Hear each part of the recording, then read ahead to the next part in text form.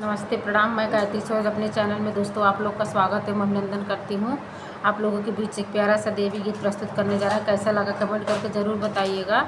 जो गलती हो क्षमा करिएगा दोस्तों।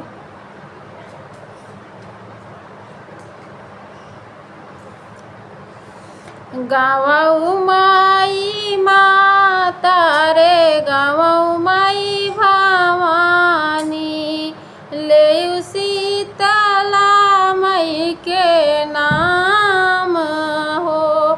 गावऊ माई माता रे गावऊ माई भवानी, ले शीतला मई के नाम।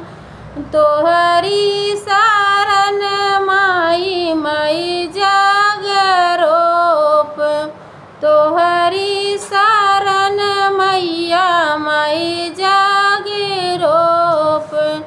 मोरी जागे पूरन हो। गावऊ माई माता रे गावऊ माई भवानी, ले शीतला मई के नाम। गावऊ माई माता रे गावऊ माई भवानी, ले उकाड़े की मई के नाम। तोहरी शरण मैया माई जागी रोप, मोरी जागी पूरन हो। तोहरी शरण मैया माई जागे रोप, मोरी जागे पूरन हो। गावऊ माई माता रे गावऊ माई भवानी, लेऊ विंध्याचल मई के नाम। गावऊ माई माता हो गावऊ माई भवानी, लेऊ विंध्याचल मई के नाम। तोहरी शरण मैया माई जागी रोप, मोरी जागी पूरन हो।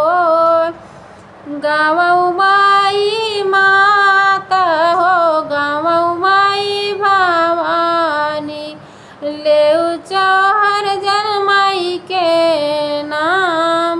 तोहरी शरण माई माई जागी रोप, मोरी जागे पूरन हो।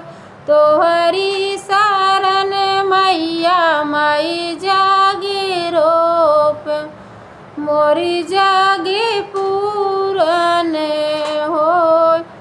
गावऊ माई माता रे गावऊ माई भवानी, लेऊ चौरा माई के नाम। तोहरी शरण मैया माई जागी रोप, मोरी जागे पूरन हो। गावऊ माई माता रे गावऊ माई भवानी, लेऊ गवन साहेब के नाम।